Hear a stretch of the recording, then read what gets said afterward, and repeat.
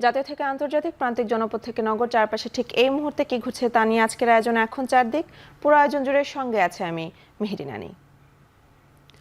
শেখ হাসিনাকে দেশে ফেরাতে পররাষ্ট্র মন্ত্রণালয়ে চিঠি দেওয়া হয়েছে বলে জানিয়েছেন স্বরাষ্ট্র উপদেষ্টা জাহাঙ্গীর আলম।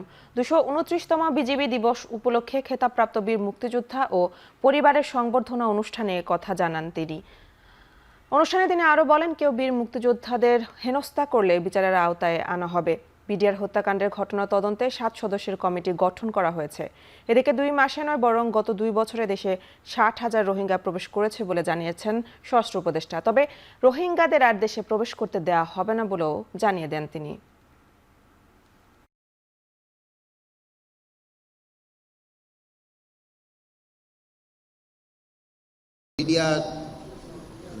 ইসের একটা পুরনো একটা কমিশন করার জন্য এই কমিশনটা আমাদের মাননীয় প্রধান উপদেষ্টা উনি সিগনেচার করে দিয়েছেন। গতকাল রাত্রি উনি সিগনেচার করে দিয়েছেন এবং এই আমাদের এই কমিটির সদস্য সংখ্যা হবে হলো ৭ জন। পররাষ্ট্র মন্ত্রণালয়ে আমাদের চিঠি অলরেডি চলে গেছে ওনার এক্সট্রাডিশন করার জন্য, এটা প্রক্রিয়াধীন আছে। এবং যেই দুষ্কৃতকারী তাকে হেনস্থা করছে তাদের আমরা আইনের আওতায় অবশ্যই নিয়ে আসবো। বাংলাদেশের রূপপুরে পারমাণবিক বিদ্যুৎ প্রকল্পে বিপুল পরিমাণ অর্থ আত্মসাতের অভিযোগে জিজ্ঞাসাবাদের মুখে পড়েছেন ব্রিটিশ রাজনীতিবিদ ও বর্তমান মন্ত্রিসভার সদস্য টিউলিপ সিদ্দিক। যুক্তরাজ্যের বেশ কয়েকটি গণমাধ্যম জানায়, মন্ত্রিপরিষদ বিভাগের প্রপার্টি অ্যান্ড এথিক্স টিমের কর্মকর্তা স্থানীয় সময় রোববার তাকে জিজ্ঞাসাবাদ করেন। পারমাণবিক বিদ্যুৎ কেন্দ্র নির্মাণে প্রায় ৪০০ কোটি পাউন্ড অর্থ আত্মসাতের অভিযোগ ওঠে সাবেক প্রধানমন্ত্রী শেখ হাসিনা সহ তার পরিবারের ৫ সদস্যের বিরুদ্ধে। অভিযোগের তদন্তে নাম আসে শেখ রেহানার মেয়ে টিউলিপ সিদ্দিকেরও। বর্তমানে টিউলিপ সিদ্দিক ব্রিটেনের লেবার মন্ত্রিসভার সদস্য এবং ইকোনমিক সেক্রেটারি হিসেবে দায়িত্ব পালন করছেন। তার মূল কাজ যুক্তরাজ্যের অর্থবাজারের ভেতরের দুর্নীতি সামাল দেয়া। ফ্যাসিস্ট হাসিনাকে ক্ষমতায় রাখতে উচ্চ আদালতের ক্ষমতা ব্যবহার করা হয়েছে বলে মন্তব্য করেছেন আইন উপদেষ্টা আসিফ নজরুল। সকালে সেন্টার ফর গভর্নেন্স স্টাডিজ আয়োজিত গণতান্ত্রিক পুনর্গঠনের জন্য সংলাপে কথা বলেন তিনি। এদিকে চিফ প্রসিকিউটর তাজুল ইসলাম বলেন, আগের সরকারের আমলে বিচারপতিদের দলীয় কাজে ব্যস্ত রাখা হতো।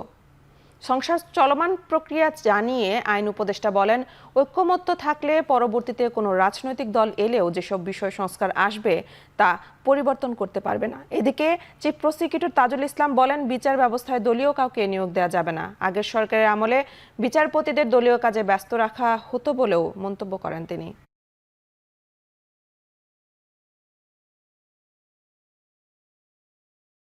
এই গত 10 বছরে যত কন্টেম্পট পিটিশন হয়েছে, কোনো একটা কন্টেম্পট পিটিশনের কোনো শুনানি করা যায় না। কোনো কোর্ট বলে যে আমরা আদালত অবমাননা, সরকারের কোনো এজেন্সি আদালতের আদেশ ভায়োলেশন করেছে, এটা আমরা শুনতে পারবো না।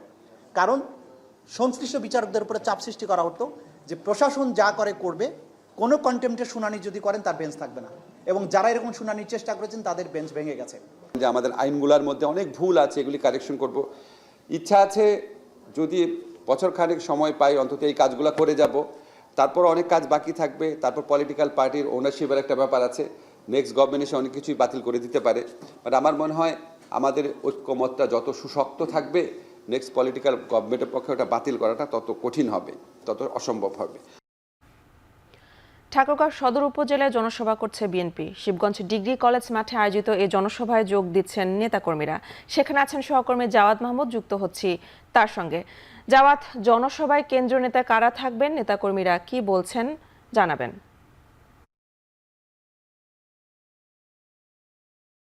ইনি আজকে ঠাকুরগাঁও সদর উপজেলা বিএনপির উদ্যোগে যে জনসভাটি হচ্ছে সেটি শিবগঞ্জ ডিগ্রি কলেজ মাঠে। এটি সদর উপজেলার মধ্যে এটি পড়েছে।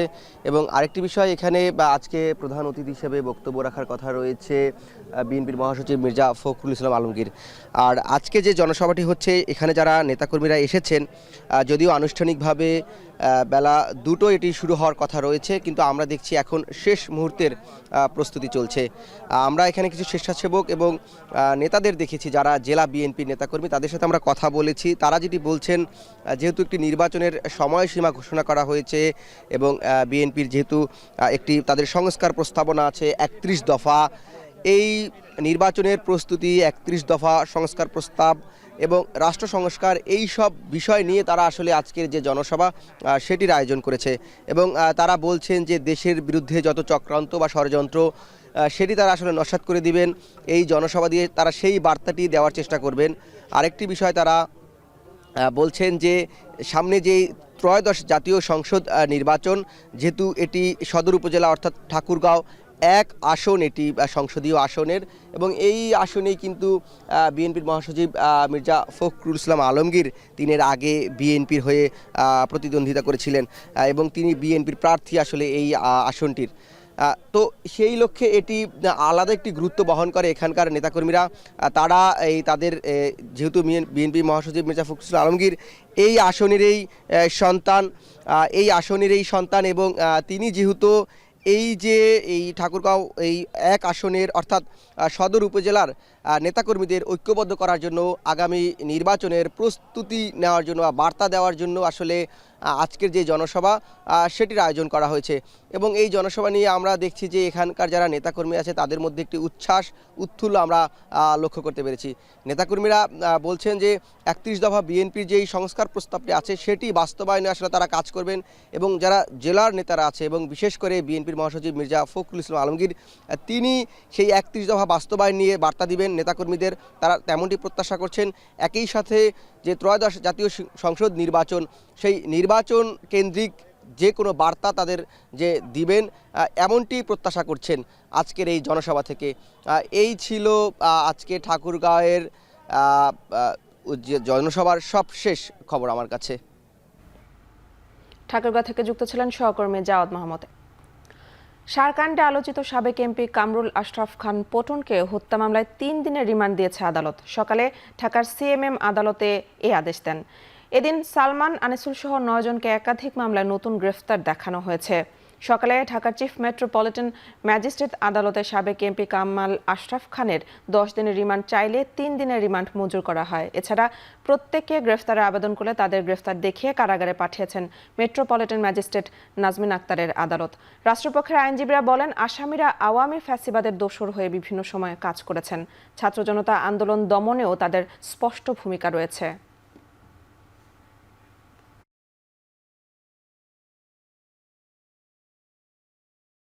কামরুল আশরাফ খান পটন, সে একটা নরসিংদীর সাবেক অবৈধ এমপি এবং তার বিরুদ্ধে আপনারা জানেন যে সে সার কেলেঙ্কারি আছে। বিএনপির মহাসমাবেশে যেই পুলিশ এবং আওয়ামী লীগ, যুবলীগ, ছাত্রলীগ এবং তাদের সমর্থন পুষ্ট তারা যে আক্রমণ করে এবং সেখানে শামীম, যুবদল কর্মী শামীম নিহত হয়, ওই মামলায় পুলিশ প্রাথমিক তদন্তে এই পটনের আশরাফ খান পটনের তার জড়িত থাকার বিষয়টা তাদের নজরে আসে এবং 10 দিনের পুলিশ রিমান্ড প্রার্থনা করেন এবং তাদের পক্ষে তাদের আইনজীবীরা ছিল। আইনজীবীরা রিমান্ড বাতিলপূর্বক জামিনে প্রার্থনা করেন। বিজ্ঞ আদালত উভয়ের দীর্ঘ শুনানির পর তার বিরুদ্ধে 3 দিনের রিমান্ড মঞ্জুর করে তদন্তকারী কর্মকর্তার হেফাজতে তাকে জিজ্ঞাসাবাদ করার জন্য প্রদান করেন।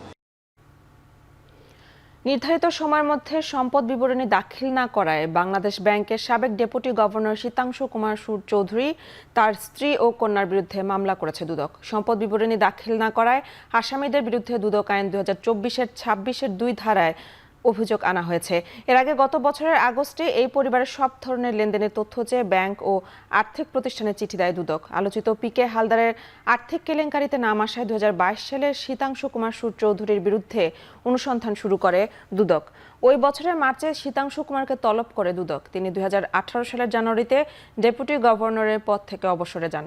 অভিযোগ আছে, শীতাংশু কুমার সুর চৌধুরী ডেপুটি গভর্নর থাকাকালে আলোচিত এনআরবি গ্লোবাল ব্যাংকের সাবেক ব্যবস্থাপনা পরিচালক পিকে হালদারের ঋণ কেলেঙ্কারির ঘটনায় সহযোগিতা করে সুবিধা নিয়েছেন।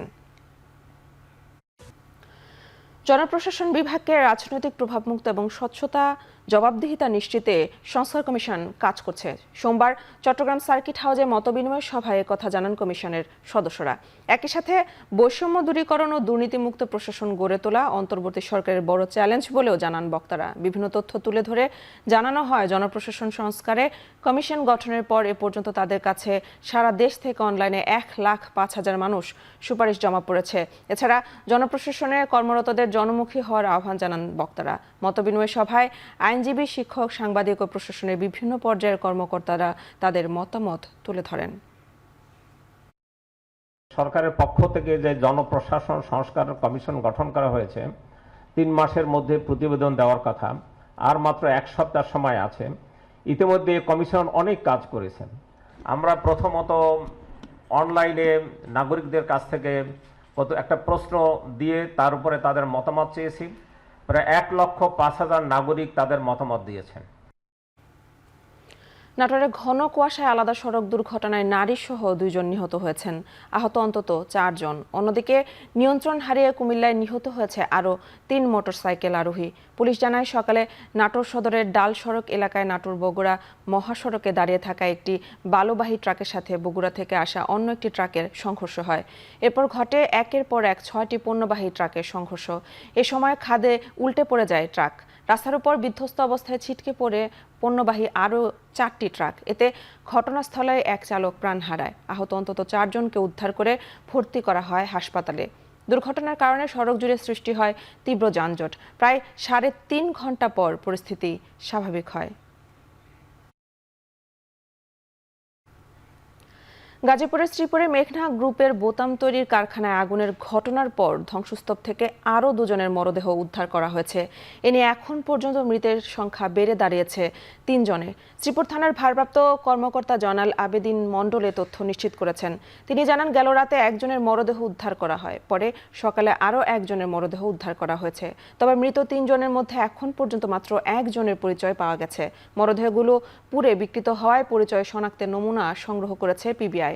রোববার দুপুর 1:30টার দিকে কারখানাটিতে কেমিক্যাল ড্রামের বিস্ফোরণ থেকে আগুন লাগে। সে সময় কারখানার ভেতরে রং মিস্ত্রিরা কাজ করছিলেন।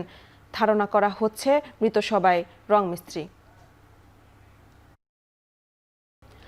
মার্কিন প্রেসিডেন্ট ডোনাল্ড ট্রাম্প বলেছেন, উত্তর আমেরিকার সূর্য পর্বত ডেনালির নাম পরিবর্তন করে আবারও মাউন্ট ম্যাককিনলি রাখবেন তিনি। অ্যারিজোনার এক সম্মেলনে তিনি বলেন, 25তম মার্কিন প্রেসিডেন্ট উইলিয়াম ম্যাককিনলির নামেই এই পর্বতের নাম থাকবে, যাকে 1901 সালে হত্যা করা হয়। সমর্থকদের উদ্দেশ্যে ট্রাম্প আরও বলেন, বিলিয়নিয়ার ইলন মাস্ক প্রেসিডেন্টের দায়িত্ব নিয়ে নিচ্ছেন না। সামাজিক যোগাযোগ মাধ্যম টিকটকের বিষয়ে তিনি আরও বলেন, আরও কিছুদিন যুক্তরাষ্ট্রে কার্যক্রম চালাতে পারবে তারা।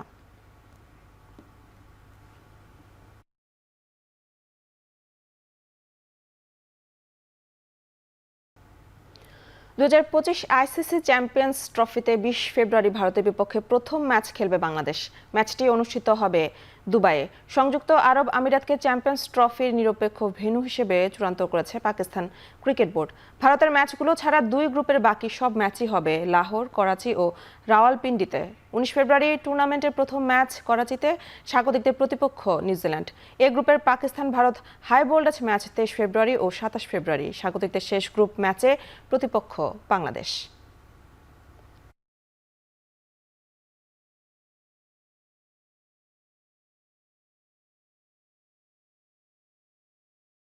শেষ করছে এখন চারদিক। এখন টেলিভিশন ওয়েবসাইটে দেখতে ভিজিট করুন www.ekhon.tv। এছাড়া ফেসবুকে দেখতে ভিজিট করুন facebook.com/tv.ekhon এবং ইউটিউবে দেখতে ভিজিট করুন youtube.com/c/ekhon tv।